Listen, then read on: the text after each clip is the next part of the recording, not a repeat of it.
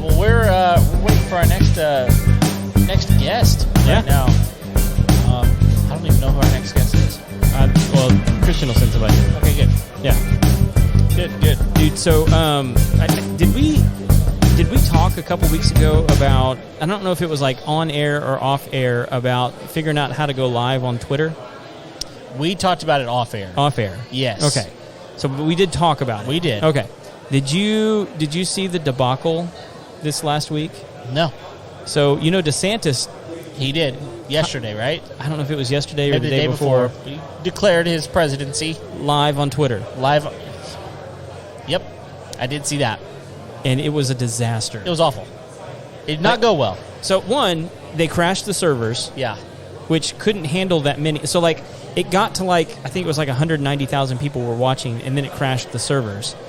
And there was somebody that commented. It's not that many. It's not that many. No. Not for a presidential announcement. No. And somebody chimed in the comments they were like, hey, YouTube had a PlayStation announcement on today that had 790,000. Oh. Huck. Wow. So, but not only that, man. So I listened to it. Okay. In the post, because they recorded it. Of course. And it was a 7-minute speech that I turned off at 2.5 minutes. That bad? It just wasn't interesting. No. Wasn't compelling. Nothing. Nothing. What was one? It was nothing I hadn't heard before. Sure. Nothing that got me excited. Right. It was standard DeSantis stuff, and I was just like, meh. It's very interesting. It's going to be interesting. And I like him. Yeah, it's going to be I like him, but it was ugh. Yeah, he's definitely made a name for himself. Mm-hmm. He's been smart in the last year and a half, 2 years. Yeah. With the way he's gone after his big media corporations. stuff sucks. Yeah. He did a book launch before he even announced his candidacy. Ugh. And I don't even think it hit the bestseller list. That's never good. But he's still super popular. He's super popular, and he's the best alternative to the other guy. Yeah. And we'll see. A lot of people like the other guy. A lot of people don't. Yeah. So it's going to be interesting. Well, and we haven't. Okay, so there's still players to hit the field. Always are. But the thing that's boggling my mind is the DNC announced the other day that they're not going to have a primary. Oh. Yeah. That's interesting. They're just going to run him uncontested. Really? I get it. But really, really bad optics. Well, yeah, for a lot of reasons. Yeah. And I did not know that. Yeah, it's pretty nuts. Because there's, one, it doesn't seem like there's any other good candidates on the Democrat side. Right. So they could just be trying to avoid putting the rest of the horrible team out there for everyone to see. That's definitely possible. But maybe it's well, we want him to be able to save up as much energy as possible for the debates. He's got 3 in him, and we're not going to waste it on these jokers. That's funny. That's funny. It's hard to know. It's hard to know. Yeah. So who knows? Cool. You coming to sit down? Hey. Nice to meet you, gentlemen. I love this setup. Oh, awesome. Thank you. Well, welcome. Hi. Yeah, come on in. Put the headphones Put on. this on. Yep. That'll help you hear yourself. Get that microphone up near you can move that thing around however you need to. Get it in front of your mouth. So I awesome. love this. Well, thank Awesome. you. Yeah, good to have you. We haven't met before, so Yes. what's your name? What you do?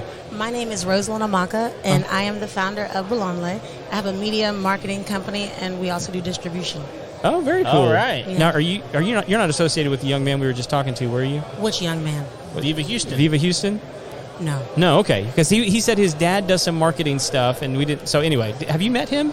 No, I haven't met him. I know a lot of people do marketing. I met here. When we say a young man, he's 13.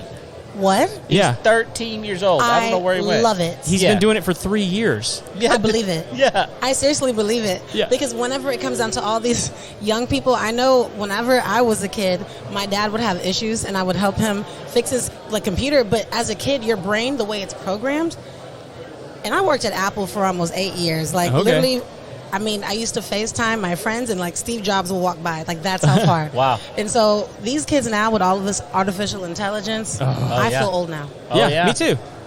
Well, I am old now. Well, that's true. No, you're young. You're young. Do you feel old? Do I feel old? Do you feel old? No, but like my dad is 71, and he told me the other day, he's like, look, my brain still thinks I'm 24. My body just doesn't let me do the things I want to do. Yeah. No, I understand that. Yeah. No. So you do market. I know you do media. Yeah. And I can tell you I can give you a summary. Give us our elevator pitch. Yeah. But And I want to make sure I'm saying it. Bolane? Bolane. I'm not going to do that. It's all right. I'm Nigerian. I'm going to try. I'm Nigerian. Bolane. Yes, Bolane. Bolane. Okay, I'm glad that you went first. Yeah. Now I can do it right. It means finds wealth at home. So, long story short, as y'all know, I worked at Apple. And so whenever I'm meeting all these different people from all over, oh, you're that smart techie kid. I need you to help me. So websites, SEO, that's what we do. However, that interaction doesn't just stop with someone you never talk to. Overseas somewhere, what most people do, and they get it for like a really cheap price. For us, it's all about relationships because you are who you say you are. Or Google. You are who Google says you are when it comes down to your personal brand. Y'all know that very well. And so when it comes down to just that, I started having people come to me for video production and pictures. And it's like, because I'm a social butterfly and I'm the connector, if you tell me an issue, I'm going to find someone that will help solve it, or I'm the connector. Right. And so for me, everything with this business, it's like, okay, how can I find value? Who can I connect you with? And y'all can make a lot of money. And for us as a media company, we're putting of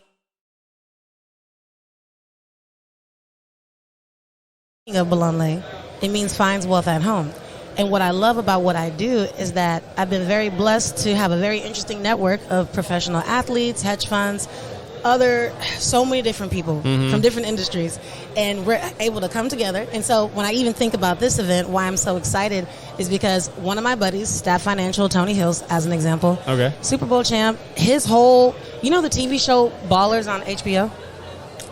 No. What? Stop playing games. Are you serious? No. Well, no. Look, we were just talking earlier. to like two very uncool guys. Yeah, we were talking earlier about we don't have time to watch TV. We're busy. I can see that. I know when I'm thinking about my friends, like this particular guy, we have a partnership, and I also do marketing for his company. Wait, is Ballers financial? Is it a reality show, or is it like a scripted show? It's a scripted show. Oh, okay. But like when you think about the concept and like groups of people and like in a certain tax bracket, and they're trying to find ways to leverage and be able to like hold off and like wait for that right deal to come. Right. And so instead of putting your money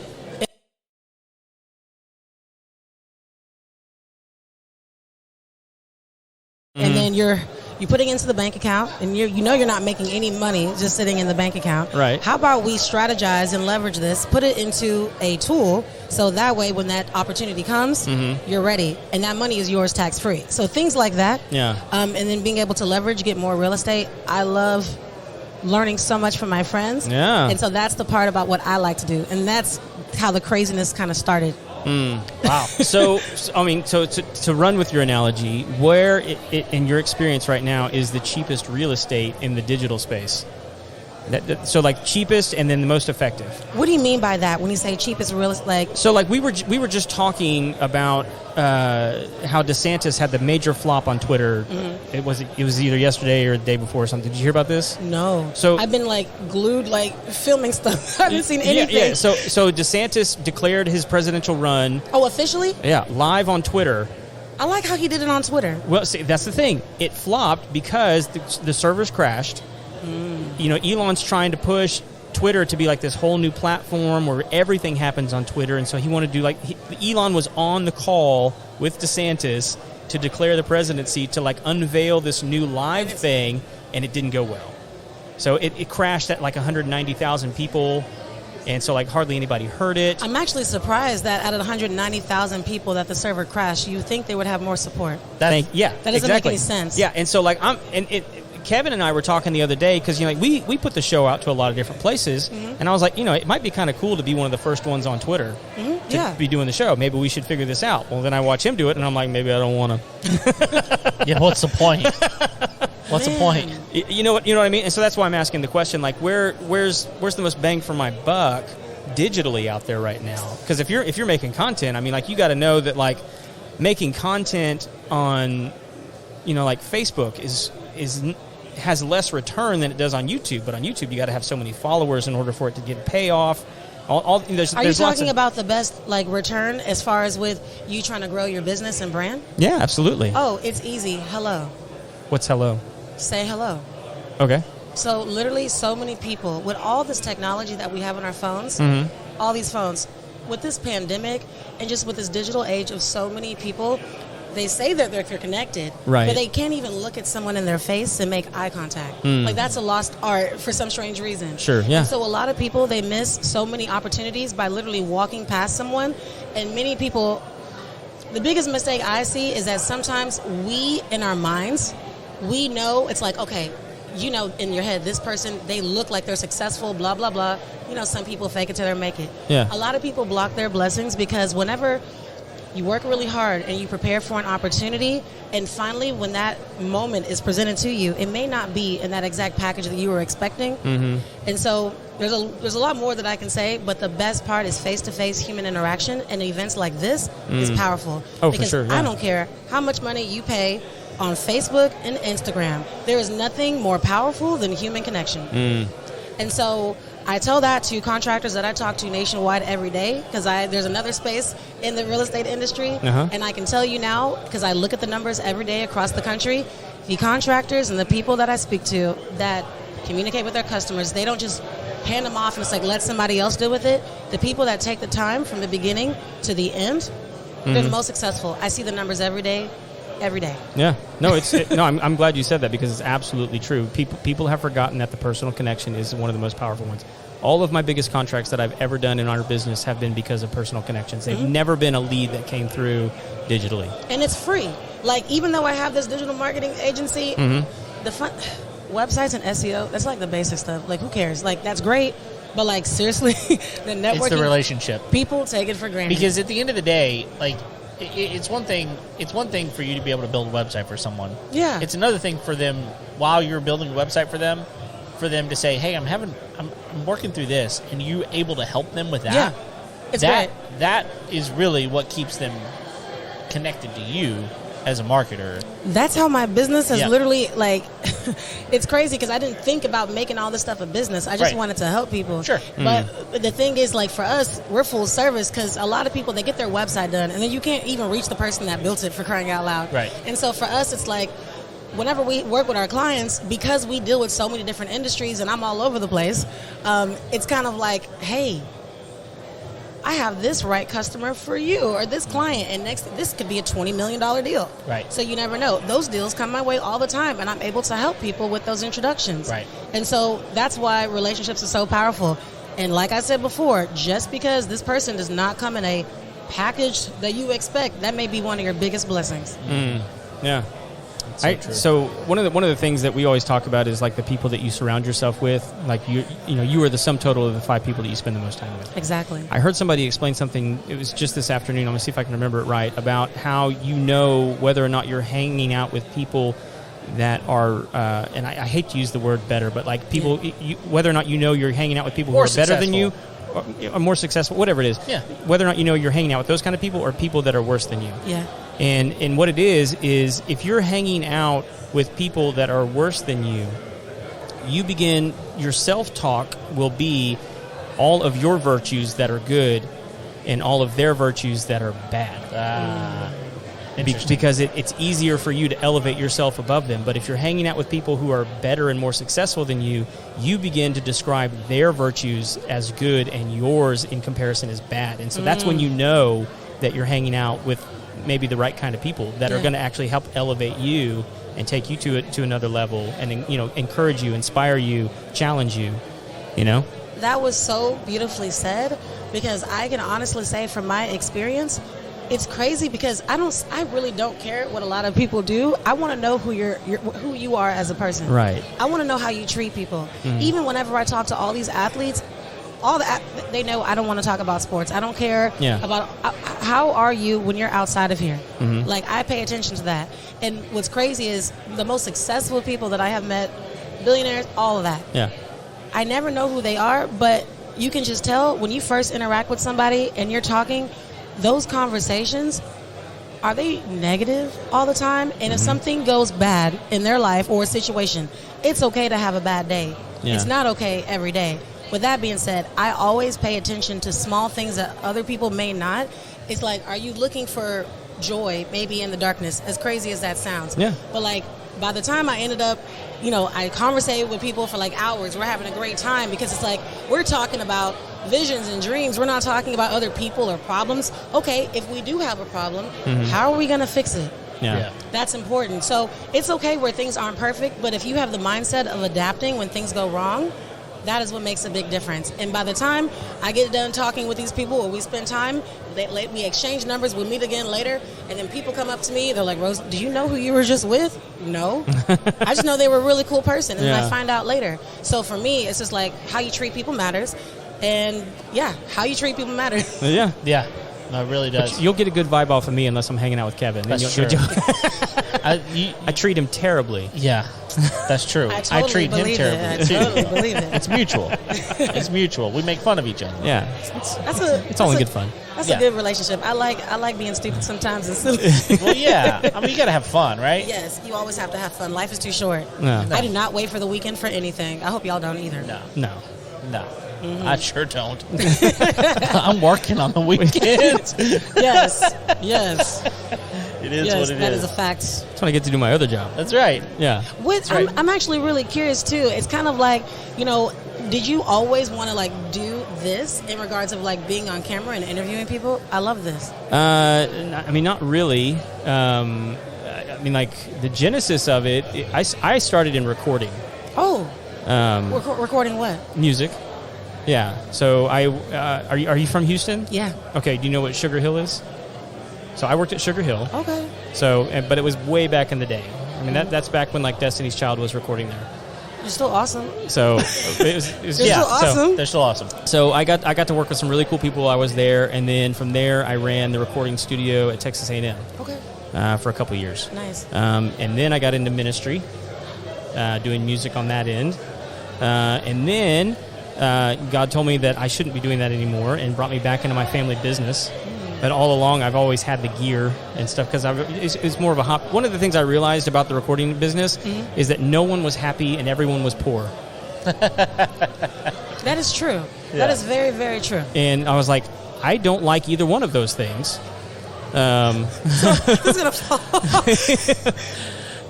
So that's why I walked away from it, and then ironically ended up in ministry, but back in the family business about 10 years after that.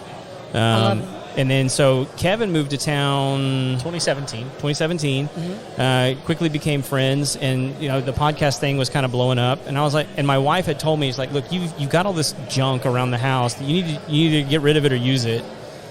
And so I was like, hey Kev, like we should probably start a podcast. And so I had this, like one of the things that I did well for my business all along was I was really good at the marketing. I was really good at the personal interaction.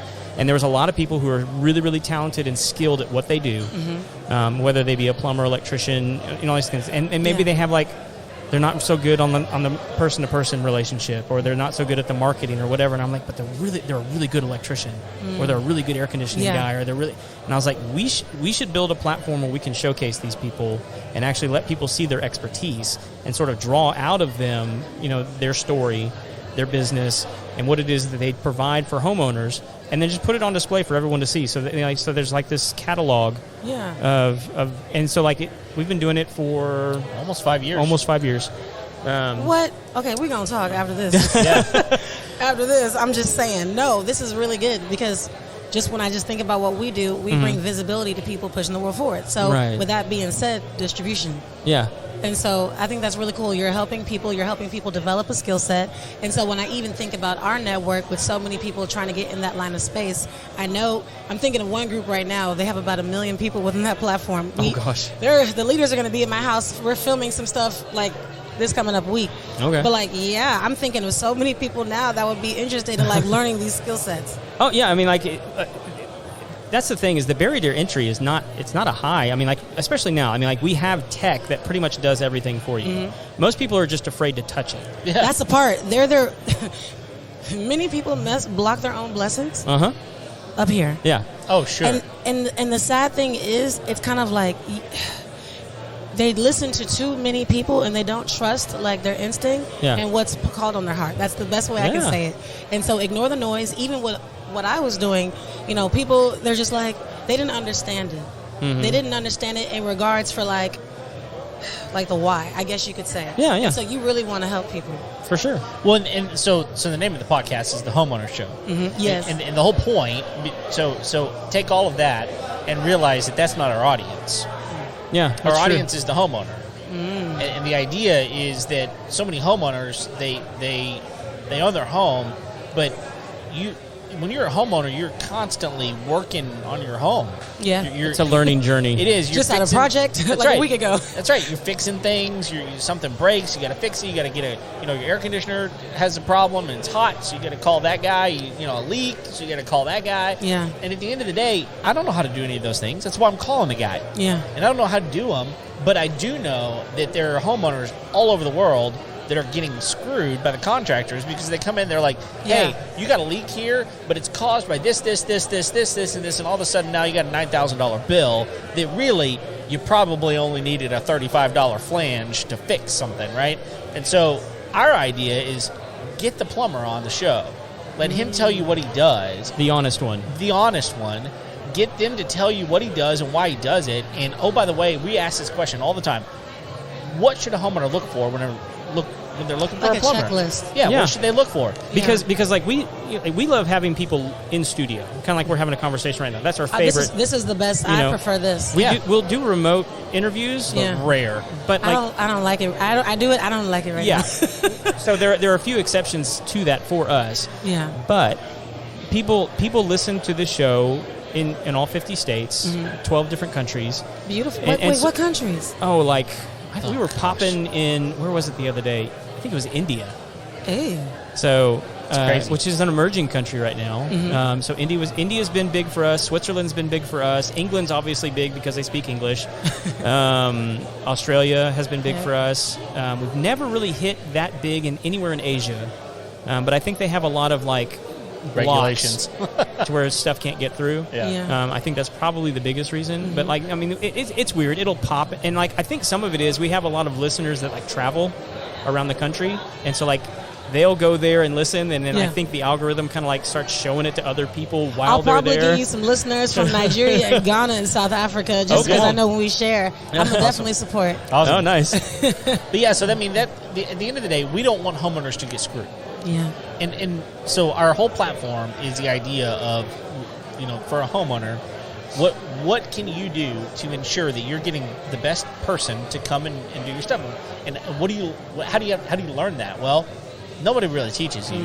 So we're going to help teach you how to do that. We do product reviews too. So I like that. Yeah. We like technology, and so we'll buy something, or we've got a couple of vendors that'll send us stuff, and we'll review them and put it out on the podcast, that kind of stuff. Isn't that the fun part? Absolutely. Really? Yeah. It's a lot of the fun part. So I have a question. I would say what are the top 3 things that you have been sent? That we've been sent from vendors. Well, so one of the vendors that has just been huge for us has been Lutron. So they do smart switches for your home, like for lighting and that kind of thing. So we've gotten some pretty cool stuff that they've sent to us. I'm gonna need their info. Yeah. Well, we had that, and then we had the grill, grill rescue. Grill rescue. Yeah, that which was is cool super cool brush for like your grill. Okay. So like like a lot of people use like the wire brush. Yes. So like that stuff like flakes off. It hurts my and gets in your food. Yeah. And so like this guy invented this brush that cleans your grill just as well, but with no brushes. He's a fireman. Yeah, he's a fireman, and it helps reduce fires that start from your grill. Cool. Yeah, it's a super cool like brush. And then we had a guy that sent us he had like a CNC machine. And it's up on the wall in the studio, but it's our logo that he cut out of wood. That's cool. And so we hang it up on that's hung up on the wall behind us. We thought we were gonna have a pretty cool with a new battery powered hand tool company. Ego? Yeah, Ego. Yeah. And that didn't actually pan out, but like we thought we were he was getting ready to send us a chainsaw and we didn't get it. But But yeah, I mean, at the end of the day, like we also don't press for it a whole lot. We don't go after it because it takes work and time. Plus, like you don't want to. For us, we don't want to get locked into a product necessarily, so that we can't speak honestly about other products. Oh yeah, that would suck. Yeah, exactly. And you want to make sure you're genuine, because it's like, no, I want to make sure if this is bad, y'all don't get this. Right. Or like, how about I'm gonna give this back to you? How about I don't say anything because I don't want to mess you up? Right. Well, and that's what we've told everybody is like, look, if you send us a product, we're going to be honest about it. Yeah. I respect that. Yeah. I would want that honesty as a homeowner. Sure. And so I'm always looking at reviews for stuff, and I'm like, okay, this is worth it. This is not, but that helps. Well, check this out. Tonight's episode is actually brought to you by... That's right, an appliance repair company called Lone Star Appliance Repair. She just teed it up for us right there. She did, yeah. And that's one of the things that they're built on is like not screwing the homeowner. Yeah. Because it's like so many brands are out there going, well, if you just buy another one, right? And so we're doing a couple of things. We're putting stuff in the landfill that really shouldn't be there probably, and we're wasting money. And so you get a repair company out there that actually knows what they're doing. They come out there, they repair your product, and you get to keep it. Can give you an honest response as to whether or not you need to get another one or this one can be fixed. Right, and most of the time, true. it can be fixed. Most of the time. And I just thought about something random, because I talk to homeowners a lot when they're dealing with contractors, and I'm thinking about it now. Like something what I'm learning every day. Have y'all thought about being able to have like a life insurance policy and use that just for like a roof or a repair, so that way whenever it's time for that moment, you're not stuck? Because like, you mean like borrowing against your life insurance policy? No, getting a policy just for repairs. So that way, whenever it's time, and I'm saying this because I talk to people all over America that now, because they didn't prepare, they're now paying for roof replacements and things like that at 10%, 35% interest on stuff. When if you had a policy when that time was there, take the money out, put it on there, you're done. I may sound stupid. I didn't know that there was such a thing. I didn't either. Is there such a thing? I'm learning a lot. Where do you get such a thing? Learning about life insurance, and I'm actually studying to get my license now. I'm not done yet, but it's like there's so much information that they don't teach in school. It's almost upsetting. It's intentional. Yeah, Sorry, I'll just say that. He was sneaking over your shoulder right there. Just saying. See you, Randolph. No, but like I'm learning a lot. I can't wait until I officially get my license, but it's crazy how people are able to leverage life insurance in a way where people think about death. And I'm telling you, these people that make money, they're taking it, they're leveraging it by getting loans, using it as collateral. Okay. And so that way, if you're trying to there's so many different ways to strategize. Yeah. And so, like, let's say if you need money, you take this loan, it's as collateral, you transfer that to the bank, and then so there's ways. Yeah. So are you familiar with Patrick Bet-David? Yes. Yeah, because that's how he made all his money. Oh, I didn't even think about that. No, I didn't know how he made it. I just life figured insurance. It's a smart strategy. I had a buddy. He was basically telling me his strategy for all of his nice $300,000 cars and life insurance. Yeah. And so it's there's strategies, but when it comes down to just that, people think they need a lot of money. They really don't. They really don't. You can still like make sure whoever you have, like in your area, in your state, not every agent is the same. Not every life insurance policy is the same. I'm not going to say what I recommend or don't, but whole life is amazing. I'm going to just say that. Yeah. Because when it comes down to infinite banking, if people have not heard of that, they need to greatly look up infinite banking. I do know, like, on my podcast, the NFL player, Tony Hills, with his company, he talks about that. That's his whole brand. And they're doing so many videos showing everyday people, like, you don't need to make $100, $200, $300, whatever your tax bracket is, you still can do something for your family. And some of these tools, like, there are these products that will pay you tax-free, like, for 5 years if something happens to you. Or it's just so much stuff that people don't know. Yeah, no, my wife is heavy into life insurance, mostly because she's just like, I don't want to work when you die. Yeah. I think there's like 4 different policies on me at this point. Yeah. And like, I think only one of them is a term policy. The rest of them are whole policies. So I think one of them I've had since I was 15. Whole is great. Yeah. term really doesn't statistically pay. No. Because then that's the part where I didn't want to keep going, because if somebody's listening, I have term, but whole life is great. And then term is what it is. It's a term policy. Like, you should only have it for a short amount of time, and then you should be investing in whole policies. And whenever you think about just wealth strategies, things that I'm learning right now, it's just people just tell everybody to look up infinite banking. Okay. Infinite banking, tax-free, you're protected. Like, there's just a lot. Okay. And then if you ever needed your money, some of these companies, I won't even say, because I want people to look for themselves. Yeah. Some of these companies, if you're, let's say, needing money, and instead of pulling out money, let's say, out of your 401k, and then the market dips, and then you're down $7 or $8 grand, other policies, because you're accumulating all this interest, some of these policies, minimum 5% all the way up to 12% returns. Even in the recession, not the recession, the pandemic, when everyone was losing money. Same thing. Certain people with I know. Certain people with certain policies, while everybody else was losing money, these people, they were getting 11% of their money tax-free. Dang. Wow. All right, so I don't want to skip over it, because you mentioned earlier you have a podcast? Yeah, I just started one. How long ago? Literally, goodness gracious, I would say 6 months ago. Okay. We do so much filming because I also started another show, and because I'm helping other people produce stuff, but like everything with my podcast, pretty much if you were doing something to teach and inspire, and then also help people to actually tell them and show them strategies on how to make money, then like please come on the show so we can like learn and grow together. Yeah. So like one of my buddies, I'm so proud of him. He's only 40 years old. He's done over 9 figures worth of transactions. And when he's coming to my house, he's coming in a couple of weeks, and we're going to film. He's going to show people how they can make $100,000 in 100 hours. He has a proven system. There's so much knowledge out there. We just have to ask. Yeah. What's the name of your show? The Rosalind Amaka Show. Okay. I kept it easy and simple. There you go. Awesome. Because at first I wasn't expecting anything to be visual. My brother was the one that pushed me, because he's like, you meet all these people. Who am I I don't know what I'm going to talk about. So I figured, what are things that I care about? I want to grow. I want to make my life better so I can help take care of my mom. And because she's older, and I'm just thinking about my family. So as much information that I'm learning from my friends that are killing it, and it's helped me in my journey, it's like, man, other people need to hear this too. Yeah. It's life-changing information. And then also, I'll even give you an example of inspiration.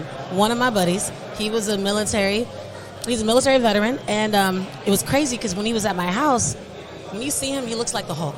He looks like the Hulk. And he said he was a quadriplegic. And we were like, I'm sorry, what? Everybody in my house just looked at him saying, what? And then he actually shared his story, and he talked about standard procedure. He got vaccinated about 8 times. Well, it was like 8 different shots, standard procedure. Yeah. However, he had a bad reaction, and he couldn't walk for a couple of years. And when it comes down to mindset, what we were talking about, I thought it was fascinating because people in less situations that were like worse than his, they died. Yeah. But when it came down to mindset and repetition of being able to move your hands and feel, something that I thought was powerful of what he said, whenever it came down to his therapy, it took years for him to be able to walk and move and regain that strength.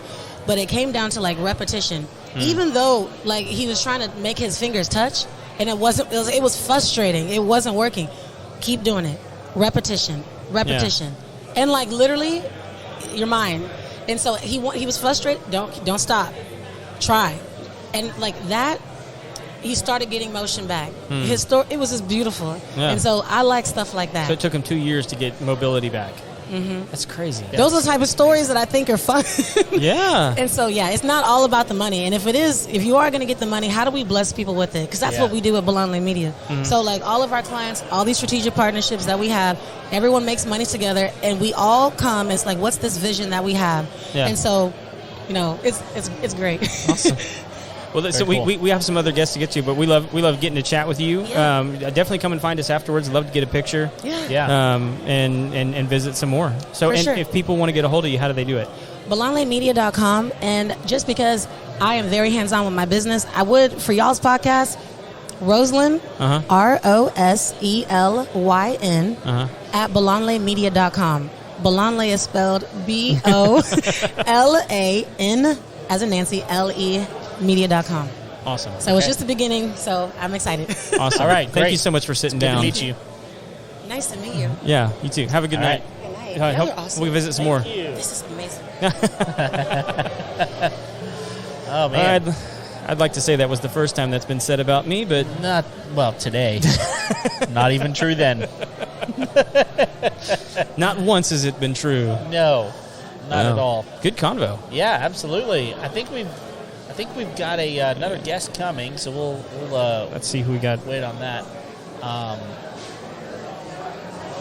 Oh yeah, we got the. Looks like we got a dentist that's going to be able to jump in. Okay, great.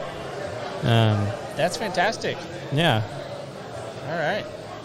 So, All right. Come are you on. coming? Come on Hello. in.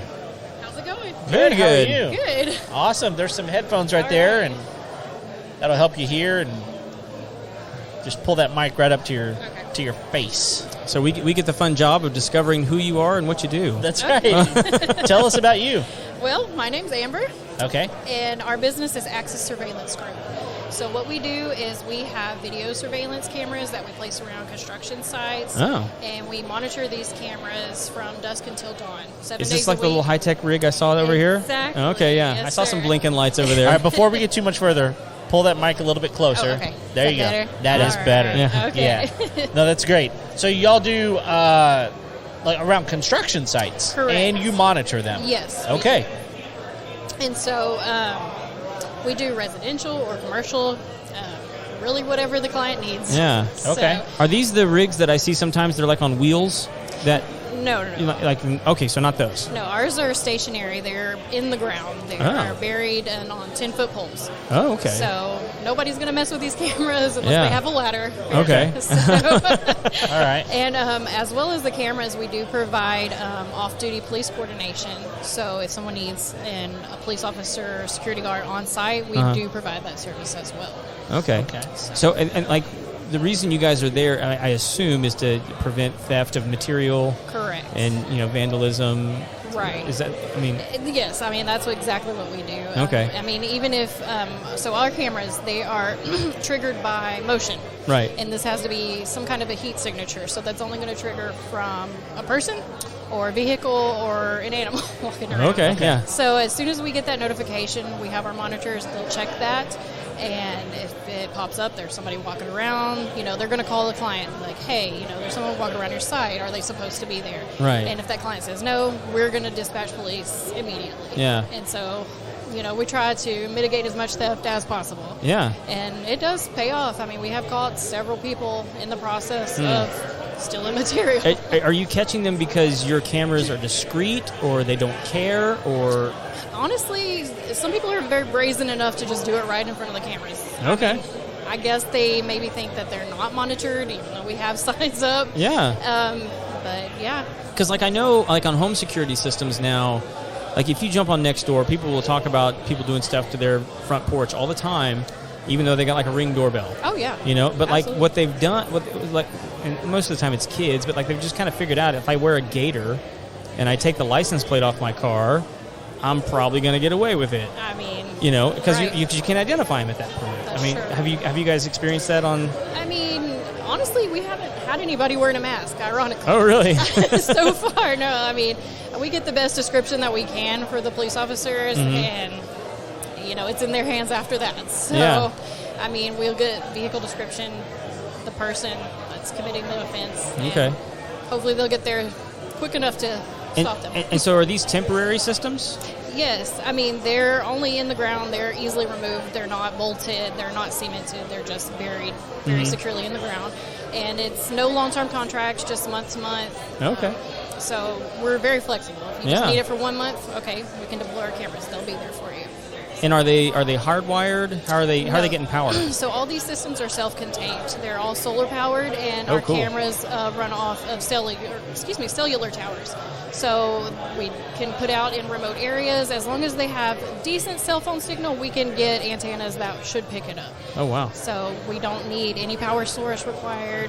It's all self-contained. So battery, solar panels, Correct. broadcaster, everything's just up at the top? Right, everything's in in our box that sits on top of the pole. These boxes are secure.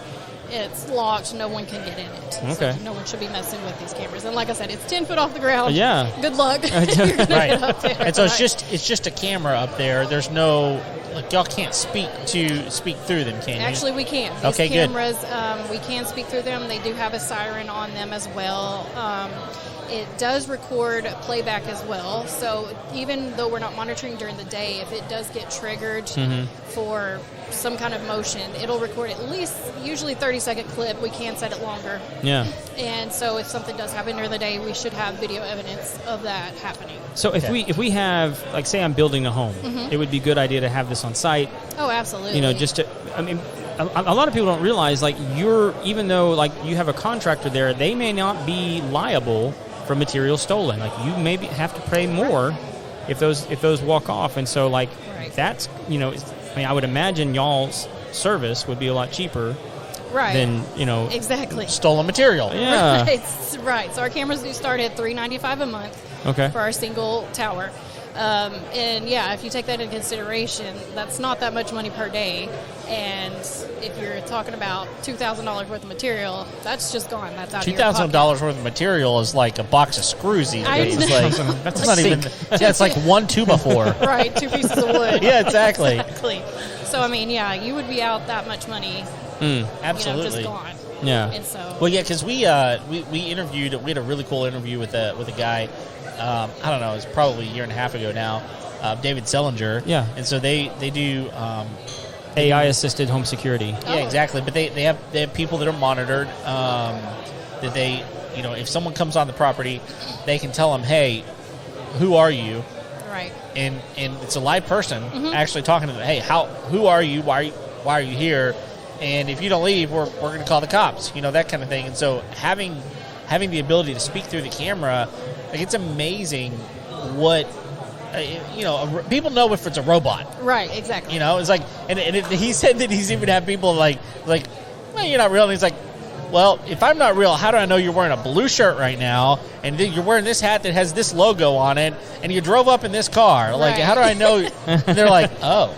Yeah. Like, well, that's not very good. Exactly. Yeah. Right.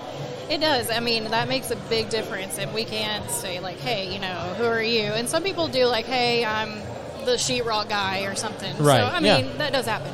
But our monitors are very good at watching that, anything that's triggered.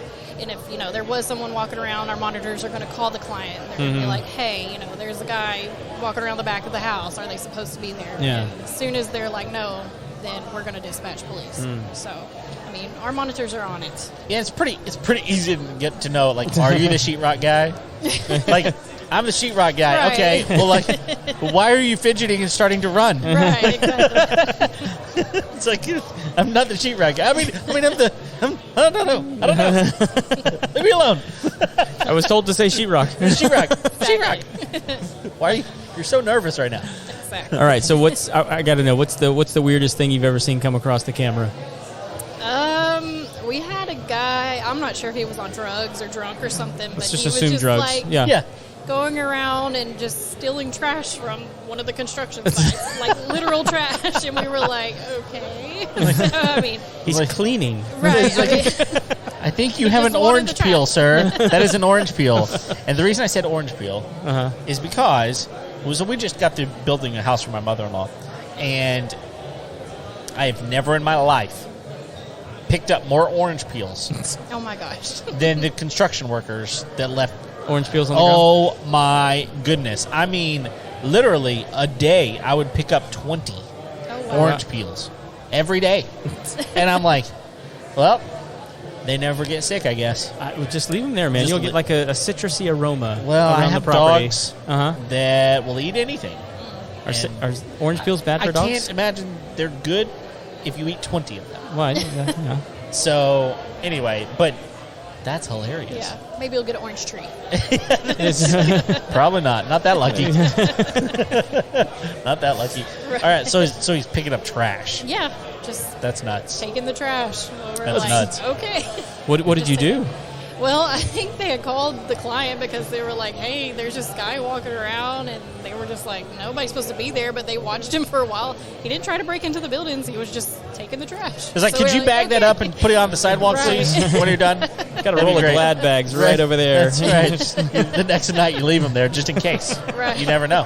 He might be back. Okay, so that's actually an interesting point. So I assume you have a portal then that your clients who are renting from you can actually jump on and see Correct. what's going on. Yes. So if you guys have a question, you can go, hey, this is going on. Right. Take a look. Is this the sheetrock guy? Yes, right. Is it right? Yeah.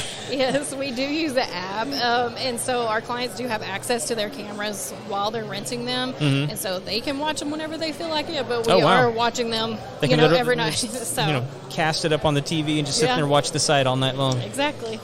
So Why not? yeah. Well, I think it's a really It's good not like service. there's anything else good on. I mean, No, there's definitely not. I love the service because, again, we didn't have issue at our house just because where the house was being built. I mean, right.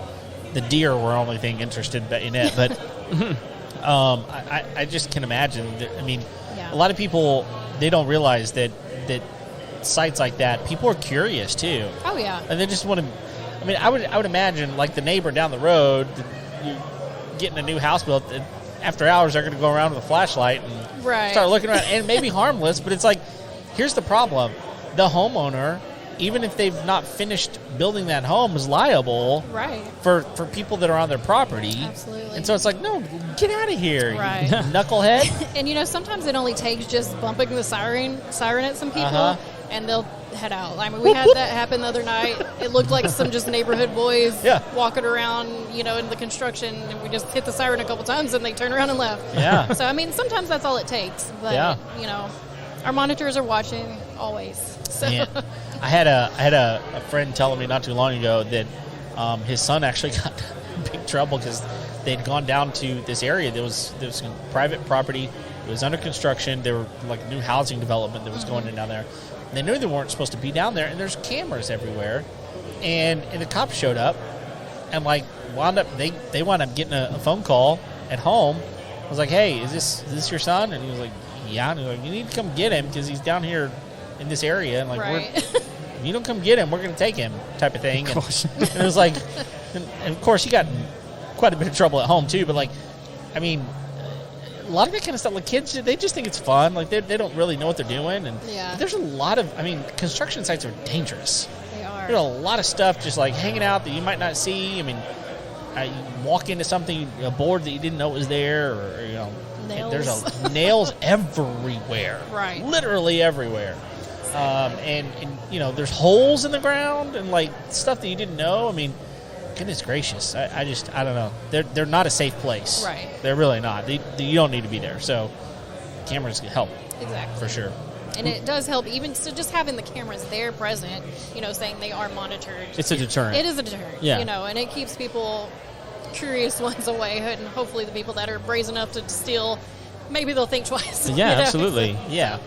Awesome. Well, if there's GCs out there listening or other companies that need your services, how do they get a hold of you? So you can give us a call at 936-553-8582, or you can go to our website, which is accesssurveillancegroup.com, and we have a little form on there that you can fill out, and we'll have somebody contact you. Cool. Are you guys on any social media or anything? We are. We're on Facebook.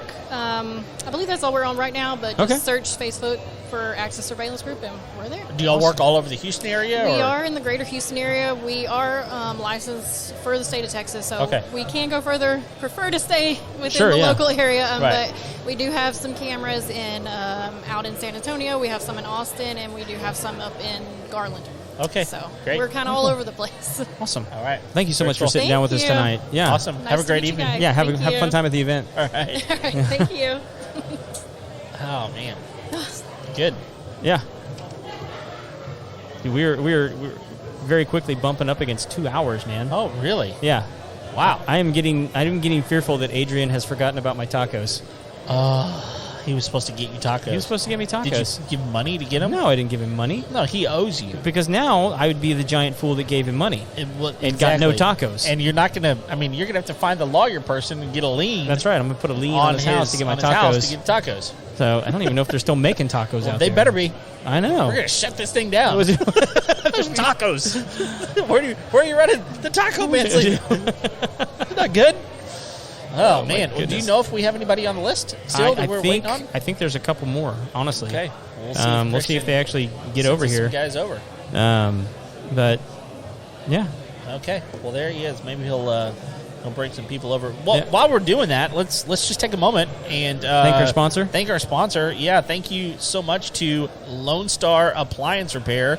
They're located in Conroe, but they work all over. They're all over the place, man. Yeah, and they'll come and repair your appliances. So I will say this: like everyone that I've ever referred to them has been super happy with the service. Yeah, they just do such a tremendous job that people actually thank me when I send them their way. How's it going? And so like they've been a tremendous sponsor of the show. Thank you guys so much for sponsoring tonight. If you want to get a hold of them, how do you get a hold of them, Kev? Yeah, just give them a call 936-647-2364, or you can go Google them on. The Googles. Google. Lone Star Appliance Repair is where you will find them. So, yeah, if you need anything, give them a call. Absolutely. All right. How you doing, sir? I'm great. How are you guys doing? What's going on? Nothing much. I'm Craig. This is Kevin. And you are? I'm Ron Rana. Ron Rana.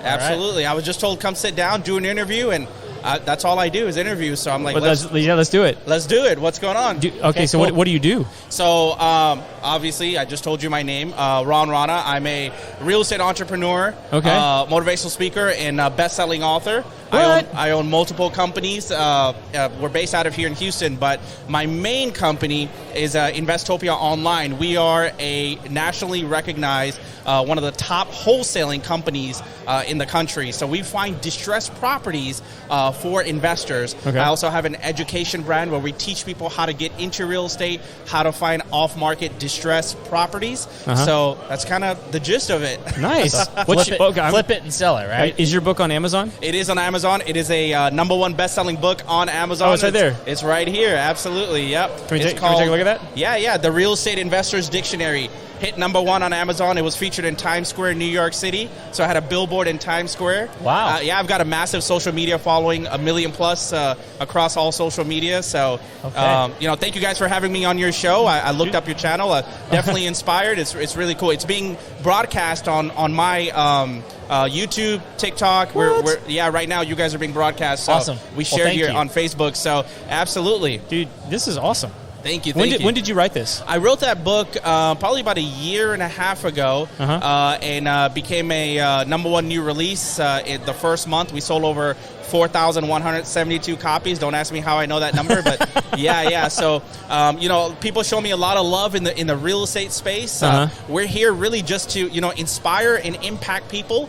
A little bit about my background is I come from the automobile industry, 11 years in the car business. Okay. So two things that I walked into my back pocket coming into this industry about 5 years ago was building rapport and negotiation. That's the hardest things that people don't get in this business, right? Is learning how to master building rapport and negotiation. So I kind of walked in doing that, but I was doing the corporate America grind.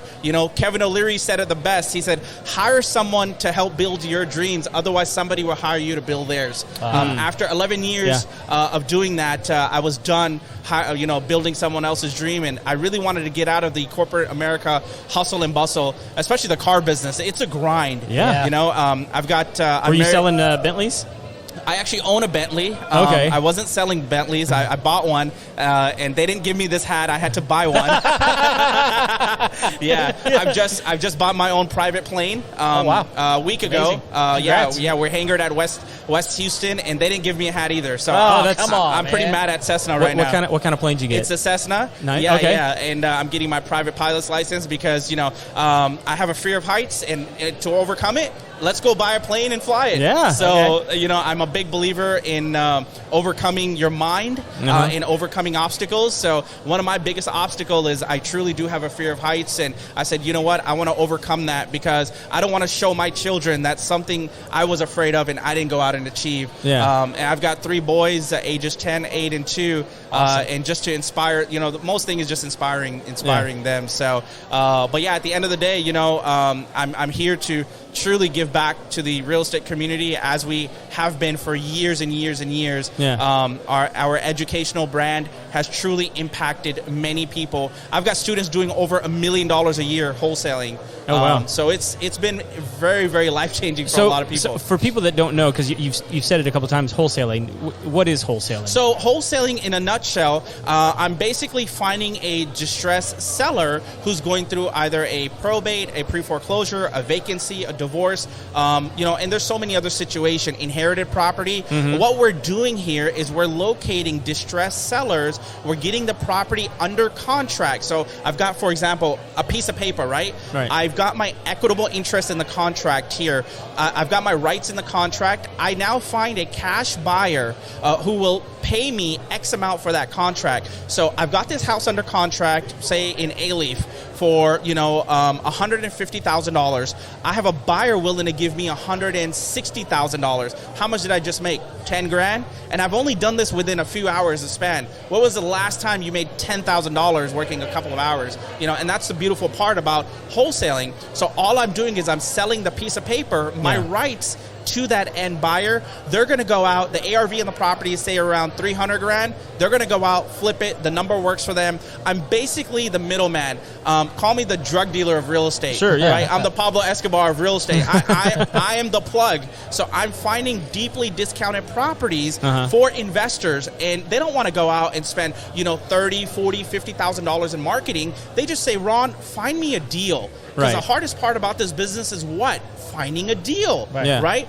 And the numbers, everybody says the numbers have to make sense. So what are your buyers then? Why are they looking for these distressed properties? Because they want them for themselves, or they're investors? They're flipping them? So they're investors. There's multiple exit strategies when you're investing in real estate. Number one, obviously, wholesaling. Number two is fixing and flipping. Number three is buying and holding. Number four is some of them use the BRRRR method. Right? And there's multiple exit strategies that our buyers use. Obviously, real estate is what? Wealth building. The name of the game is to build wealth. So there's definitely a lot of benefit when people obviously are investing in real estate. And how do they do that? Is they got to first find a property. Find a property low enough so where they can go in, right? The numbers have to make sense, and then they go out, flip it, rehab it, make their money, and then boom from there. It's kind of like we all have that HGTV syndrome, right? The only thing HGTV doesn't teach us is that, the $80K that they made in 30 minutes, there were expenses there. Right? There were fees, there was closing costs, right? Massive time lapse on that show. And there's a massive time lapse on the show. So at the end of the day, what we do is we are a solutions provider. We provide solutions for the seller who, if it wasn't for people like myself, they would have been through a foreclosure. A foreclosure on your credit lasts up to 7 years, right? Bankruptcies last years and years and years. So we come in as cash buyers, and now we're taking them out of that particular situation. Wow. So you're helping the seller. Yes. You're giving the buyer an opportunity. A great deal. And at the end of the day, this is what a lot of people don't understand about, in my opinion, about the real estate market, is that the people that are doing this, they're actually increasing home values in the neighborhood. Oh, 100%. Right? Yeah. It's like not only are they making a lot of money, but they're helping the other people around them. And it's one of those deals like, that was just a house flip. Well, a house flip could be really good. If it's being done correctly. And I mean, you mentioned the BRRRR method, which I think is like a huge thing in today's real estate market. It's massive. I think the guy over at Bigger Pockets claims he invented that. He probably did. Hey, he probably did. I don't. Do you know that guy's name? What is it? Josh? It's Josh something. Yes. Yes. I listened to a lot of their podcasts, and they have shout out to them. They're the goats. They've been doing it for a long time. They're still killing it. Yeah, they're like on their third or fourth host for that show. Oh, absolutely. They're doing amazing. I think things. David Green's doing it now. Is he the main host? I don't even know. I mean, because what I started doing, I started watching the Real Estate Rookie, which was one of their spinoffs. They have multiples, and it was just really interesting hearing some of the way they kind of. It's a mindset. It is a mindset because a lot of people come from a mindset of poverty, a poverty mindset, a broken background. That's right. And it's not. And I don't mean when I say poverty, and I don't mean like people are seriously poor. But what they think is, if I don't keep working in this job, then I will be poor. Yeah. Instead of going, well, there's ways for me to actually make money that will make me wealthy. Yeah. It's a different mindset. And the statistics show us that, and it's true, Americans are one paycheck away from poverty. Yeah. That's how bad it is in America right now. So our goal as, business owner, as entrepreneurs, is that we want to inspire people to break their generational curses. Many of us are walking through life being generational thieves, and we don't even know it, right? We're working for someone. We're helping building someone else's dream. There's nothing wrong with that, but at the end of the day, who's helping you build your dreams, right? Yeah. Who's helping you build your economy? Because look at inflation now. You talked about ARV, right? Inflation is at an all-time high, and let's face it, the government's not going to come and save you. They're the same people that told us we needed a $1,200 stimulus check that'll last us a year. Yeah. And they're making millions of By dollars. the way, you're going to have to pay taxes on that. Absolutely. Shout out to my boy Sloppy Joe Biden. It's what it, Sloppy Joe, it is what it is, but don't get me started on that. But at the end of the day, if you don't take action, nothing works. And going to your line about poverty, it's true. I was poor. I'm raised by a single mother. I'm one of 4 children, but I retired my mother through real estate, right? That's the power of real estate. And real estate is such a great vehicle that nobody can actually put it in their pocket and steal it from you, right? It'll last you. At the end of the day, it is something you can touch, feel, smell it. And the saying is true. Buy as much land because God's not making any more of it. Yeah. That is the famous Lex Luthor line. Absolutely, right? And that saying is true, along with, don't wait to buy real estate. Buy real estate and wait. And we talk a lot about it in our multifamily sector. I also teach my students how to source off-market multifamily deals. So we do a variety of deals. We do land, single-family, multifamily, storage unit, commercial properties. I mean, my multifamily deals are massive. One multifamily deal, we made $390,000 wholesale fee with no money down. We didn't use any of our credits. We didn't use any banks with no license. That's why wholesaling is so lucrative, because people obviously are getting into this with, none of the above. Yeah. Now, at the end of the day, are there some bad apples out there? Yes, there are. And I'm all for, regulations on wholesalers because there are people running rapid. There are people who are leaving sellers high and dry at closing, right? Their wholesalers are saying, you have Sally Mae, no pun intended, you have Sally Mae, who's getting married to Freddie Mac in Florida. She lives in California. She's moved everything. She's moving to Florida now, and the wholesaler goes, hey, I can't close on your house on closing day. And she's 80, she's almost 60, 70 years old. That's not right. She'd have to be with a name like Fanny. Yeah, right. Absolutely. At the end of the day, it's about doing the right thing, and it's about doing the ethical thing. And that's exactly what, we preach, we practice. Yeah.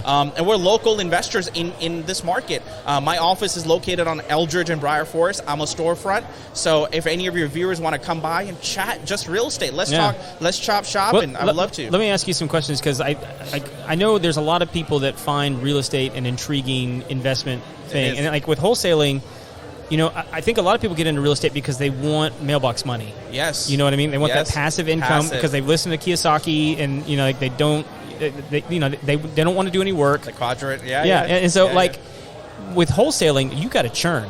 Yes. I mean, you got to work, and so that's I think where people can look at some like what you're doing, and go, okay, but that sounds like a job. Yeah, and it is. It is in one way. Yes, but I think that's an illusion that most people have, thinking like the other one's not. Exactly. Yeah. Right? False security. Yeah. Social Security will not be there for us. It's already being depleted. SSI, retirement accounts, it's gone. Pretty much. Yeah. Look how much money is being pumped into the Federal Reserve, right? China's deregulating us. You've got Russia deregulating the U.S. dollar. It's getting nuts. Yeah. At the end of the day, no one is going to care about your money than you. You've got to go out there and take action because your family, your children are counting on you, not the government, to save them. Yeah, and to your point, I mean, if you're not paying attention, what is it, BRIC? The alliance that these other countries have made pretty much against the U.S. dollar. Right. Yes. Like they are, it's a cabal to take down the dollar. Yeah, India's a part of it too. Yeah. What is it? Russia, China, India. What's the B? I know what it is. It's not Budapest. Uzbekistan? No, I'm just kidding. The powerhouse of Uzbekistan. I don't remember who it is. I don't know. Yeah. I don't remember. I don't remember either. But yeah. We'll figure it out. It's important, but like we just can't think of the name right. Yeah, but no, it's Brazil. happening. Brazil. It's happening. Yeah, it's happening right now. Yeah, absolutely. You know, and you know, the economy will tell us at the end of the day what the numbers are. You know, if you go on HAR.com, Houston Association of Realtors, our numbers have decreased. I love economics. The numbers don't lie, right? Year over year, from 2021 to 2022, we've had a minus 31.4% decrease in home sales. The market is shifting. Yes. The Californians came and they bought up most of the real estate because it's cheap. Yep. Right. There was a time where we were getting $100,000 above asking on prices because a 3-bedroom, 2-bathroom house in Houston, you know, is cheap at $650,000 versus $1.some million in California, or $2-3 million, $2 or $3 million in California. So, you know, obviously there's saying "Don't California my Texas," but they boosted our economy massively, right? And Houston is a bubble of its own. I believe Texas should be its own country, if you ask me. I mean, that's just how we are. There's a lot of people that think like that. There's a massive boiling pot, right? We have diversity here. We have so much culture in Houston. We have the energy corridor. We have oil and gas. We have the ship channel. You know, we have medical center here. Houston is the boiling point. Matter of fact, 2 days ago, Fox 26 Houston News Channel released on their media page, Houston is the #1 city in the nation as far as thriving goes. Yeah, it's crazy. Well, and so from your perspective, because this is something that we talk about on the show quite a bit. Okay. Because people come to us and like they're buying homes. We have real estate agents on all these kinds. We're interested in what the market's doing. Yeah. And so he and I have had a disagreement over the last year as to what the market's going to be doing. Yeah. You know, and so from your perspective, do you think? I mean, and we had an article that said that over this year that Austin was going to see a 25% decrease in property values. That is correct. So, like, what are you seeing that's what's on the horizon for like 2024? So the market is definitely shifting. We went from a seller's market to we're now in a buyer's market. Days on market, the average days on market went from 34 days all the way up to 50 plus. We're at 56, 57. Don't quote me on it. I just looked at the numbers yesterday and I forgot what I ate for breakfast today. So, but the numbers are there. It's definitely somewhere around there. 2024 will be interesting to see after the dust settles with the interest rates that are going. Obviously, I'm not an economics. You know, I can't forecast it, but the writing's on the wall, like they say, right? Where is the economy going? It's going to shit. That's it. At the end of the day, you know, you got to be your own economy. You've got to save your own bucket. Americans only have $1,000 in their savings. An average American that's like has a less good than one. I was going to say, I'm impressed whenever I hear that. Because a crazy. lot of people don't have that. Yeah. I get depressed when I hear that. It is depressing. It is. No, it is. I mean, well, and mostly because a lot of times it's not because they don't have the means to save more. Well, but they've got a poverty mindset. We live it above makes our a difference. means. We do. Everybody does. I think that's the thing is like we live in such a way. It's like I gotta do what you do, or I gotta do what you do. Yeah. I gotta have that house, or I gotta have that car, and I gotta do all these things. And at the end of the day, it's like, and you mentioned it. Like your family's the biggest thing, in my opinion. Like you've got to take care of yourself and your family, and at the end of the day, like I don't care what you drive. Most people don't. It doesn't matter. It doesn't matter. I mean, but if you can buy it, buy it. But if you can't, don't. Yeah. But that's really what it comes down to. And for a lot of people, it's hard to hold on to money. Yeah. It's easy to get rid of it, and they're in massive amount of credit card debt. Yeah. And they just don't know what to do. And so what I find interesting about the real estate sector of things is there's no ceiling. Yeah. I think so many people hit their ceiling early in life, and they don't know how to get out of it. Yeah. Real estate, there's no ceiling. There is no cap. There's no cap. There's no cap. You are the ceiling. Yeah. You are the lid. Your mind is the ceiling. At the end of the day, the most important real estate you will ever have is the inch between your left side and your right side of your brain. Right. That's the most important part. And you have to keep growing. You have to keep feeding yourself. You have to keep. Jim Rohn said it the best. You know, he said reading a book a month is like taking a shower. You have to read a book or two a month. Yeah. Right. It's like taking a shower for your brain. Hopefully everyone takes a shower who's viewing the show. Or on the show. Right? But at the end of the day, you got to keep feeding your mind, right? Yeah. And that's where we're really where we're at. And I believe it's our fiduciary responsibility for people who have a social media following to go out there and impact people, to go out there and inspire people, to go and take action, right? Some people just need to fire their bosses, and some people just need to get out of their way. Yeah. You know, because you're your biggest enemy. You are your biggest enemy at the end of the day. You're gonna be the difference between making $100,000 a year, making $1 million a year, right? And the saying is true. There's a devil at every level. The guy who's making $1 million a year has different problems than the guy who's making $100 million a year. Yeah. So again, right, you got to get yourself out of the way. Mindset plays a massive, massive part. Chapter 1 of my book is mindset. That's how important. That's how important it is. And there's so much knowledge. It's again, it's an entire dictionary. Everything from arbitration to zoning. We have to know this stuff. The problem with wholesaling, and can I be real with you guys? Yeah, go ahead. The problem with wholesaling is not only just obviously, not as regulated as it should be, but is misinformation. People go on YouTube University, they watch a 2-minute video on how to fill out a contract. All of a sudden, they're locked into somebody's house. They get sued and then say, oh, wholesaling doesn't work. Yeah. That's the problem. Misinformation and misguidance. There are many people out there who will take $90,000 out of your pocket to teach you, right? A lesson, the secret sauce, the secret method, right? At the end of the day, follow people who are actually doing the business. Yeah. Don't follow the gurus.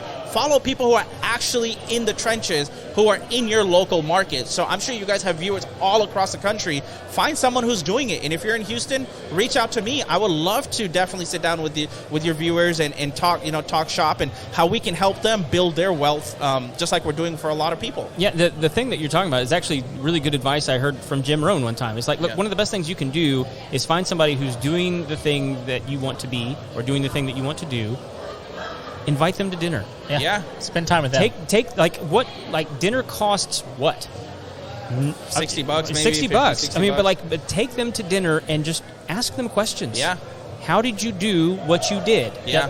How did you get where you are? And then how did you do that thing? And because dinner is a 2 or 3 hour conversation. Yeah. Utilize that time. And the thing I want to add to that is that I get people who want to pick my brain all the time. Sure. I feel like I got a bunch of axes in my head because people are like, Ron, I want to take you to lunch. I want to take you to dinner. Brother, I only got 24 hours in a day. That's right. Yeah. We all got 24 hours in a day. Either I'm going to get a job, I'm going to treat this like a job and not spend time with my children. Mm-hmm. Damn, I got into this business to spend time with my kids. Yeah. Right. And now you're pulling me away from that, right? I'm not opposed to sitting down with people, but bring value to the table. Yes. When I first got started, my main question was, how can I serve you? They're like, what? Wait. Normally people ask me, what can you do for me? What can you do for me? Yeah, right. And I came with the angle of, hey, can I cold call for you? Can I go put some door hangers for you? Can I go drive you around neighborhoods and see what you look for in properties? That's the biggest lesson that I would tell somebody listening. Be a servant. Be a true servant, right? And just go out there and offer your services, because somebody of my magnitude or anyone who's doing high volume and who's successful in this business, they're not going to want to give you all their secrets, because why? Right. I have spent hundreds of thousands of dollars in my education is not cheap. Right. But when you come to me and said, hey, how can I serve you? Obviously, I don't need somebody. I've had people offer to wash my car. I'm like, no, I'm good. First of all, you'll scratch it. Right. No. I'm just kidding. But no, I had to pay for this hat. We're not looking, right? We're looking for people who are really hungry, who really want to take action, right? That's the difference between the 1% and the 99%.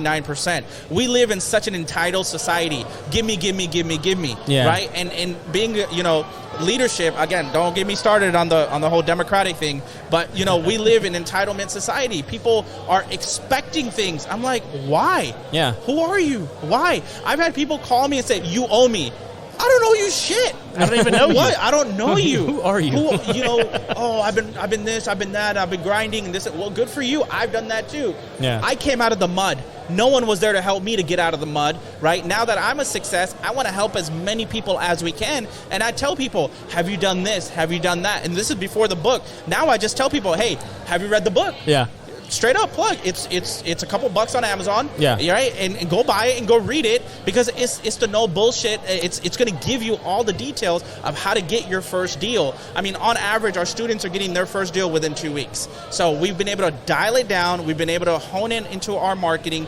We know what we're looking for, and we take the partnership approach with our students. We partner with students on deals. Okay. So that's how we're successful. So you have like a program that people can step into, and you're going to help them.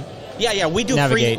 free seminars. We do free workshops. It's not a Tony Robbins rah trampoline jumping seminar. Sure. It is a true grits. It talks about everything. I know this is a contractor network. Yeah. We talk about contracting prices, price per square foot. We really give them that education. So anyone else, I'd love to plug my phone number. If Yeah, people please. are, Whatever you want to put up there, man. If people want to reach out to us, my number is 832. Hold on, I forgot my number. 501-3464. 832-501-3464. Text us the word podcast, and what we'll do is, I know they'll be coming from you guys. Okay. If you guys text me the word podcast, I will send you a copy for free of my book. There you go. Nice. That's huge. That's for you guys. Well, thank you, man. Thank you for having me on your show. Dude, thank All you right. for coming on. This is awesome. glad you're here. I'm excited to check the book out. Yeah, me too. So I do have a quick question about it, just because I'm curious. Did you self-publish? I did. So, I okay. did self-publish. Yeah. The reason I wanted to ask that And is I don't have a because- ghostwriter either. I wrote this myself. Awesome. The reason I wanted to ask that is because I think there's a lot of people out there that have a book idea Yeah. that feel like there's a barrier to entry because yeah. you need a publisher. Yeah. Right? And you just I'm going to Yeah. publish it myself. Did Yeah. you do it through Amazon? I did it through Amazon, and then I used my leverage through Amazon to get into Barnes & Nobles. Oh, so wow. it'll be available in Barnes & Noble. A self-published book. That's awesome. From a brown kid from A-Leaf. I haven't done bad for myself. You know what I'm saying? That's awesome. So at the end of the day, my people are the doctors, engineers, or working at gas stations. Yeah. I'm breaking the cultural barrier. I'm here to inspire people. You know, you don't have to be a specific color to be successful in this No. world. At the Not end of the day, even close. Yeah. I'm sure you guys are getting flooded on your comments right now, and No, we're good. A lot of people are. Jose's actually excited that you're on. Yeah. So. Absolutely. I don't know who Jose is, but thank you, Jose, for tuning in. And, I'd love to come back on your show anytime you have it. Yeah. Let me know. I'm a local cat here, and we'll love to, sit down and Oh, chop sweet. shop more. So our studio is up in Conroe, but we're at every single one of these events. Yeah, So, we do a live event here, and then we do one up in Magnolia for another group. We love doing live events. Okay. Because we get to come meet guys like you that we right. normally wouldn't get to. Well, let me come to you because I'm finding an excuse to fly my plane. So Yeah. You wanna I'll come come to from- Conroe? Yes, Conroe CXO. Yeah. That's an awesome airport. Yeah. Well, Have you been there? I have been there. Yeah. Yeah. I was They hanging got there Black for 2 Walnut days. Cafe there. They do, right upstairs. Yeah, I was hanging there for 2 days a couple days ago because of the storm that came in. Oh, I yeah. flew my plane from Kentucky to Houston a week ago, and then that big old storm came in, and we had to hangar 2 days in Conroe at CXO. But now I'm hangared at West Houston. Okay. But yeah, I'd love to have you guys at my hangar. Let's do a podcast in the hangar. Okay. I'm down. That would be dope, right? I'm in. That would be cool. We've got jets in the back. and Yeah. that I'm would in. be a scenery, right? I'm in. Again, this is about inspiring people. Let's go Yeah. out there. Let's impact as many people as we can. I love Cool. it. Yeah. Ron, thank you so much for coming on the show, thank buddy. you guys Really so good to much meet for you. having me. Appreciate you guys. Once again, appreciate you guys. Thank you so much. Yeah. And again, if anyone wants to look me up on social media, it's Ron Rana 1. Okay. RONRANA 1. Awesome. So they can plug us there, look us up, and yeah, we'll love to help anyone out. We'll link up the book and all the. I'll leave this with you guys. Oh, Here dude, you go. fantastic. Here's your copy. Thank yeah, you. absolutely. I got your copy down there too. So Dude, you're fantastic. We'd love to take you so a much. photo with you guys. Once do this it. is For all sure, done. yeah. Let's do it. Thank you guys. I don't know how many more of these we got, but I think we're probably fixing to wrap up. Yeah, I think so too. So, but yeah, go meet people, dude. We'll catch up with you in a minute. I'm gonna go network and do my thing. Thank Do you your thing. guys. Thank you, Ron. All right. Take care. Bye bye. So, Man, some people are just fun to talk to. yeah, I love it. especially when they bring goodies, Yes. Free stuff is always good. as featured on Yahoo Finance. Man, that's good stuff. Yeah, dude, he sounds like he's killing it. I think so. I think he absolutely is. No, All right. we got. Are you coming over? Who we got? What's up, Alan? Alan, what's up, dude? Are you leaving or are you here? Come on in, I'm grab gonna a seat. visit for a minute. Okay. Oh, you got another one? Oh, okay, I got you. How's it going? It's good. I mean, goodness, we're I could tell you stories about this place and it's scary. about this place. Yeah, someday I'll tell you a story about how a very good friend of mine shot the urinal off of the wall. I can't wait. Let's do lunch. For those of you that can't hear, You can always have me on the show. And I can Just- really crazy stories. Well, he's got to get back on the show. one of our former guests, Steve Spoo, was just telling us, he goes, I need to tell you the story about how my friend shot the urinal off the wall. I think you just did. All right, bud. All right, well, we got another guest. Yes. Yeah. All right, How you doing, welcome.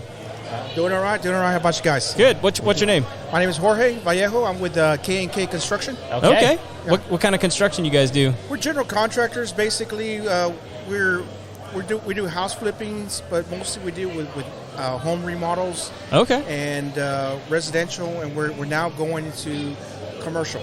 Oh, okay. Yeah. Like outfitting like storefronts and stuff like that? Yes, and we just got done rehabbing an apartment complex, about 84 units. Oh, wow. Yeah. So it's Like you just finished? We spent about a month there, and we just got done last week. 84 units in a month. Well, not 84, but Okay. the apartment complex was 84 units. Okay. How many units did you guys knock out? Well, we knocked out quite a few. I'm not going to. You don't know you don't remember how many? Well, I'm going to say it was more than a handful. Okay. There you go. So with like an apartment place like that, are you guys get brought in because like they have some units that have just gotten dilapidated because they've been abused, or is it like, hey, it's just time?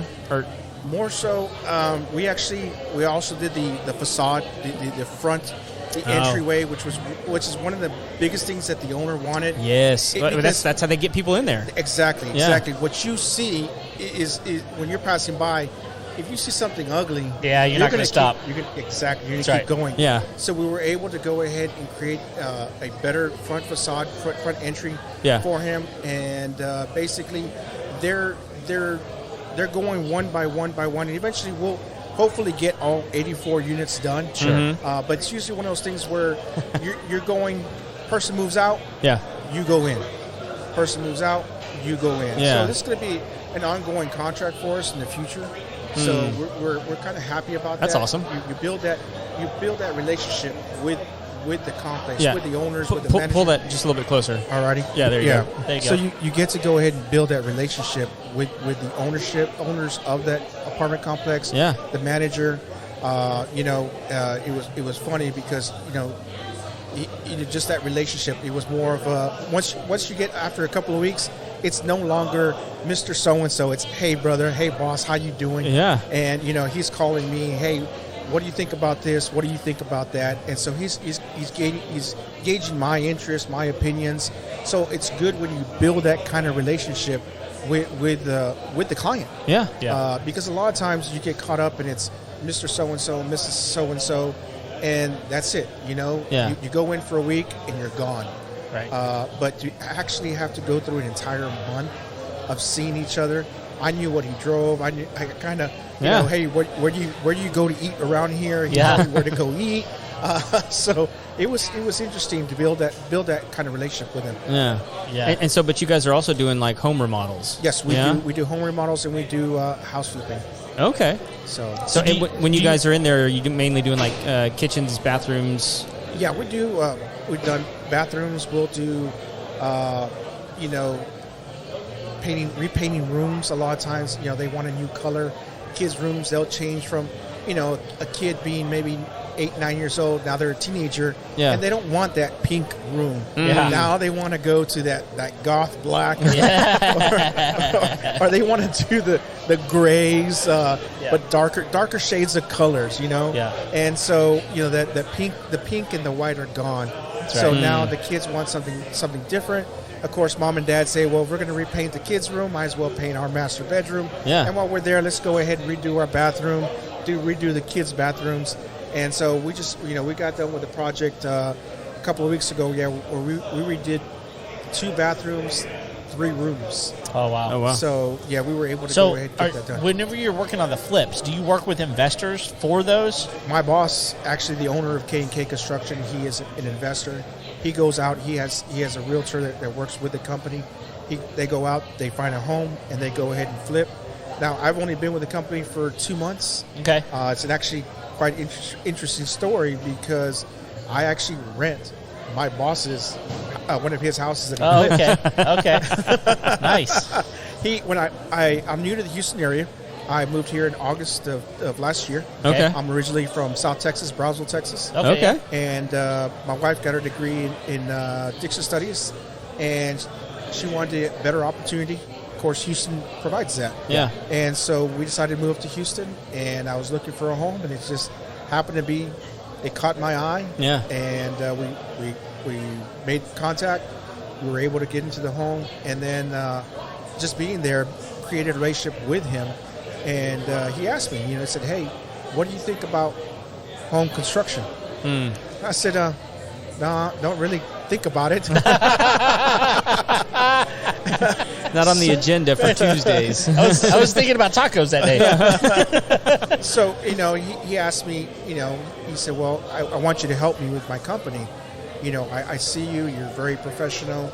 I like the way you speak. I like the way you carry yourself. Can you help me?" At first, I was like, "No, not today." And then he came back a few months later. He said, "Look, I want to be able to build it and grow it." Yeah. And him being my friend, you always want to help out a friend. So I said, "Yeah, let's do it." Yeah. And he's right over there. Okay. But, There he is. Okay.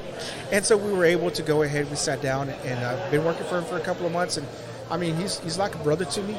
And so build that kind of relationship, and within a year to know that hey, I want to go ahead and make him successful. I tell talking to people today, I made the point of saying, if I help him grow and I help him be successful, then my pockets are full. He's going to help you. Yeah, my That's pockets right. will always be full. So you weren't doing construction before? No, I used to work for industrial companies. I actually worked for a company in Longview, Texas called Greg Industrial, and I was a scheduler planner.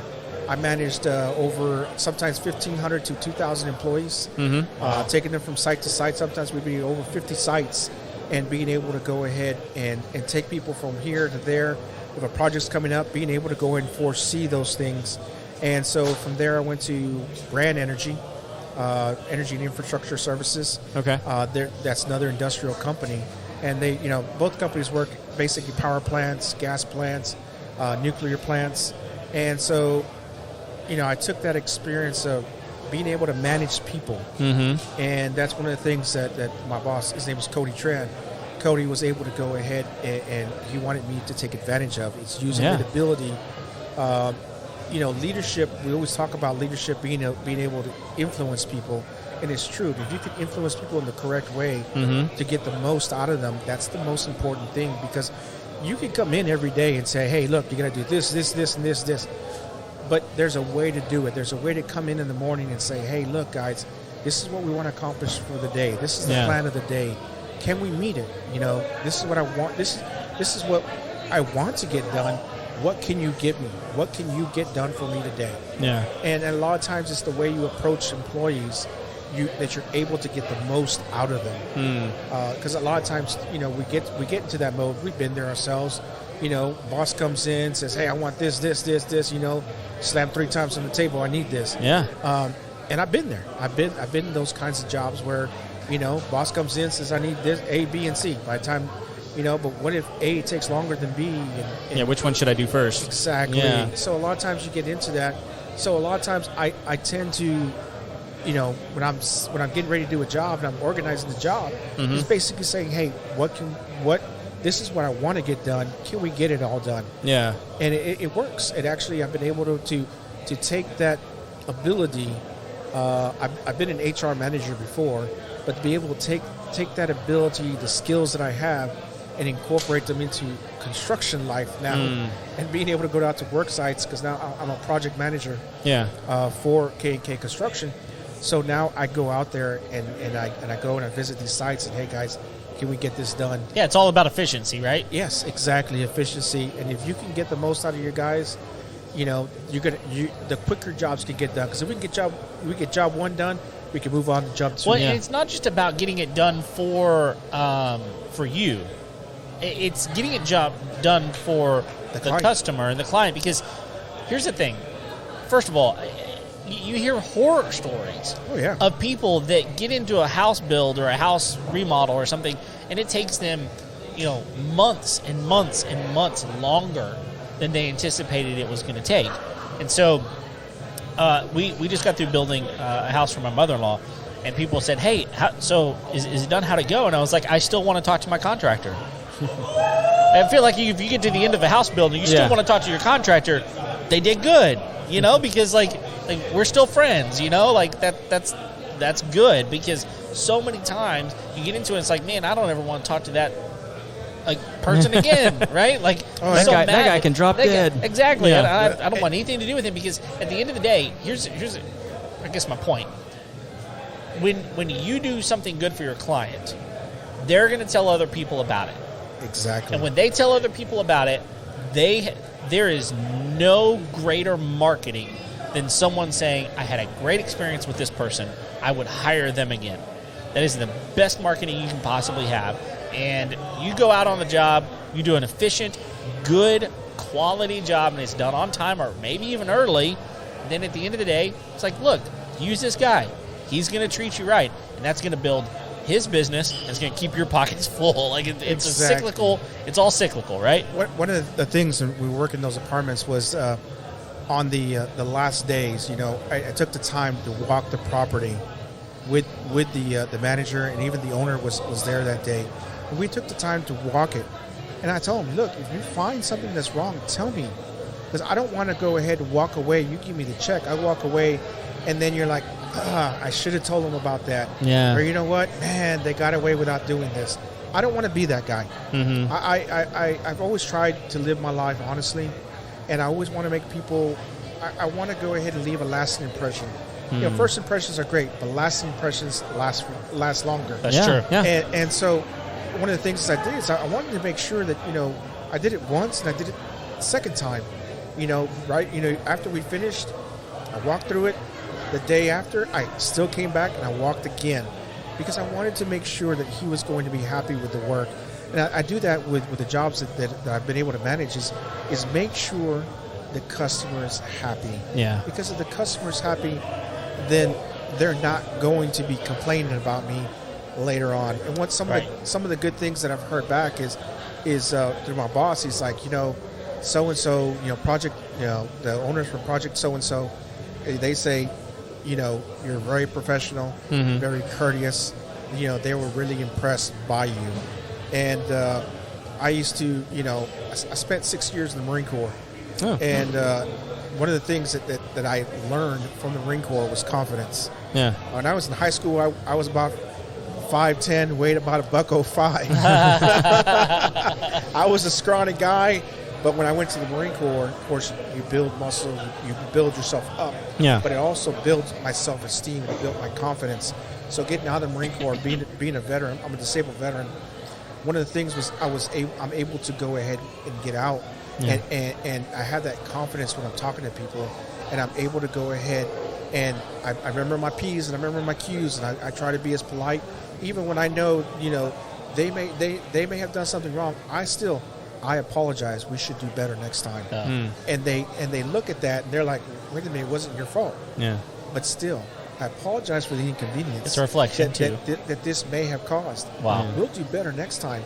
A lot of times that actually will build that relationship better. Yeah. And you said it. Do they still want to say my name? Yeah, when exactly. they're done? Yeah. Exactly. And they do. And so we just went to see a job. I think it was in Richmond. Just a few days ago, and they said, we heard about you. That's those Could are be the best or the worst thing. That's We heard about you. Well, that could be but those could be the best 4 words you'll hear from anybody. Yeah, that's right. We heard about you. Yep. Yeah. And so that means a lot to me, and it means a lot to my boss. I tell him, stand behind your work, and your work will speak for you. Yeah. And if you do good work, then people will come and they will find you. Sure. Yeah. And he's been in this business for 3 years. I tell him, hey, if you weren't doing good, You'd be done. You'd be done. Yeah. You'd have another. This would be your second or third company name change. That's right. That's right. Which happens a lot. A lot of people get Yeah. in trouble and they do a sloppy job, and all of a sudden, it's Jay's Construction. Now it's JM's construction. And 2 years from now, you'll see JM and construction. That's right. So a lot of times, if you're doing good, and I tell him, think about that. You've had the same name for 3 years. You've been in business for 3 years. I'm going to help you grow, but your business is already good. Yeah. Because you've been doing this. You got a good reputation. Exactly. Right. Yeah. So first off, thank you for your service. Yeah, absolutely. It's an honor. Yeah. I mean, you guys do. You guys are amazing. So, but something I wanted to say to you that I assume your boss already knows is the ability to manage people. Like what you've been talking about, I know is one of the things that most contractors struggle the most with. And I think it's because they just don't have the tools to manage them properly. I imagine the Marine Corps gave you a lot of those skills to manage, to encourage, to build up. I mean, because a lot of times, let's be honest, a lot of the times guys that are on construction crews, they don't have all their stuff together. Yeah. And they are learning how to get their stuff together via you. And so if you're the guy on the job site that's leading the crew, you're setting the tone, you're setting the example, and they're going to respond to that and then either rise or fall based off how you are presenting yourself to the customer, how you are presenting yourself to their other, workmates. Oh yeah. And so they're going to learn respect or they're going to learn disrespect. I mean, and that, the way in which you set that line in the sand as to how the company is going to behave is the way that the rest of the job is going to go. It's going to come out in the work. It's going to come out in the interaction with the customer. Everything's going to set a tone for how that job's going to go. And so if you're having success and and you're doing a good job managing those people, kudos to you, man. I mean, I think you're going to be in that top 80% that, most guys fizzle out, not because they're not good at what they do, but because they suck at dealing with their employees. My brother-in-law tells me, he says, you have too much patience. And I'm like, I do it because it helps me be successful. Having that, and that's a big thing nowadays, is just having patience. My wife says, she says the same thing. You have a lot of patience. You're too kind. You're too kind-hearted, she says. And I say, yes, I am, but to a point. Yeah. I used to be it's really funny. I used to be a juvenile boot camp drill instructor when I got out of the Marine Corps. Okay. I used to watch some shows on Jenny Jones and Maury. They'd have those guys screaming. I used to do that. I used to give kids nightmares. they were residential facilities, and the guys, the control room monitors. He called me up one day. He says, "Hey, he was screaming your name at night." I said, "What?" He says, "Yeah, he was aye, sir. He was giving my rank and name and everything." And I when I heard things like that, I said, I never want to be that again. I don't want to scare people to the point, but that was part of my job. Sure, yeah. But it was one of those things where, as I grew up and I got older, was that I told myself I don't want to be that guy to my kids, and I don't want to be that guy to other people. And my wife, me and my wife always talk about, I tell people, don't ever mistake my kindness for my weakness. I can be the most evilest person you've ever seen. Yeah. But I will always be the kindest and most respectful person to you. And that's what I try to do. I try to be kind to everybody. I try to be respectful. I try to go ahead, be patient and understanding. And I know that we all have issues. I know that we all have a life outside of work. And it can either lead to a very productive day, or it can lead to a very just low production day. But, it's how you motivate people to get them to do what you need. Because you're right. At the end of the day, it's not just for me. It's for the client. Right. Hey, if we get this done, we can move on. Or you could once we're done, you can take a couple of days if you need to with your family, or solve whatever you need to solve. Or we get this project done, and maybe it's something financial. But if we get this done quicker, I get paid, which means you get paid. Right. And you can take care of whatever you have to take care of. Sure. Yeah. And unfortunately, you said sometimes our workers, they don't have the best things going on in life. Yeah. And a lot of it has to do with financial. So a lot of times it's just refocusing on what's the goal? Yeah. The goal is to finish this for the client, so that way they can come back and they'll go ahead and we get compensated, and we get to I get paid, you get paid. Yeah. You get to go do whatever you're going to do with your money. Yeah. Or maybe solve some of the issues you're going through, and so. And that it enables me to go ahead and see the whole picture. Yeah. I'd rather an employee be honest with me and tell me, hey, look, this is what's going on. This is what's happening. And that way I can go ahead and be like, okay, I got you, bro. I got you. But let's do this so we can get it done. Yeah. And sometimes so, I just need to see the guide on up at the front. Yeah. Like where they need to know where they're going. Yeah. That's right. So, I mean, I think that's important too when talking to folks. And, been doing this for 2 months now. My boss tells me, do you like it? Uh-huh. And I'm like, well, it's not a question of like or dislike. It's, is it fun? Yeah. Because, you can like something all day, but is it fun? Yeah. It's fun. Good. It's fun for me to go out, look at something and be like, okay, I transformed this from this to this.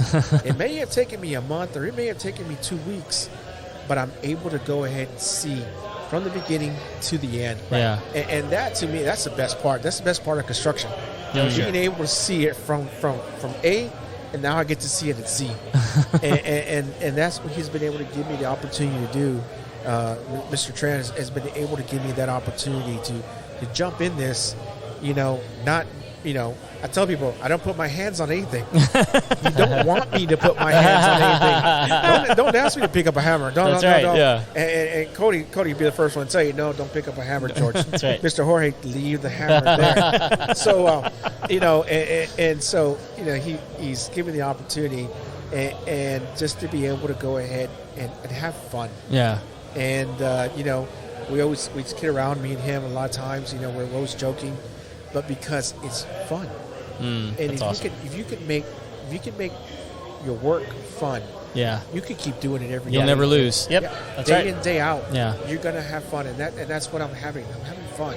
I got that. You get sometimes in your life, and you're like, I was retired part of this. Prior to jumping into this, I was retired. I was set for life. Yeah. I wasn't worried about things, but being able to go ahead, he asked me, I said it. And now it's just giving me a rebirth, sort of speaking. And I'm able to go ahead and do things that I didn't think was possible. And he's always asking me, are you okay? Can you handle it? Yeah. That's awesome. I got it. He went on a cruise for a week, a couple of weeks ago. And I said, go, boss. Do what you got to do. Go have fun. Yeah. I've got this. And he says, are you sure? I said, yeah. I said, just leave me all the checks signed. And I'll be just leave me the cash, leave me the cards, leave me whatever I got. Don't lose it all in the casino. We'll be good. That's right. He was able to go ahead and that's, to me, that was the best part. Yeah. Seeing him able to go have fun, with his family. Yeah. And I got this. Don't That's worry awesome. about it. I got it. Yeah. I got your back. Go do what you got to do. And that, to me, is the biggest reward for him was to be able to do that and not have to worry about what's going back, back on home in Houston. Yeah. That's right. And we had very little communication. We'd send an email every now and then, but other than that, it was, I was running the show. That's awesome. So, Jorge, I think we're about to shut this place down. All right. It looks like it. Yeah. Dude, thank Yeah. you so much for sitting down. If people want to hire you guys, how do they get a hold of you? they can find us on Facebook, K&K Construction, Okay. and we're on there, and just look us up. We also have, we're on the Contractor Network. There you as go. Well. So I think great. That's an awesome Facebook page. I Yeah, mean, yeah. It A lot of good definitely- work comes through there. Oh yeah. So yeah, we're out there. Appreciate All it, right. man. Thank you so much for sitting down with us. Very cool. Thank you. Thanks. Alrighty. Have a good one. Kevin, You too. I think we're about out of time, bud. I think so too. We've been around for a while, so Yeah. hey, listen, thank you guys for hanging out with us, spending time with us, man, we've had a blast. We've talked to a lot of really, really great people. So Yeah. for those of you who haven't already, Yeah, if you haven't yet, what's wrong with you? what are you doing? Click the subscribe. That's right. Like us, subscribe. Go over to YouTube, subscribe there. That would be really, really helpful. Leave us a 5-star rating and review on Facebook and on Apple Podcasts. Until next time, we'll see you later. See ya.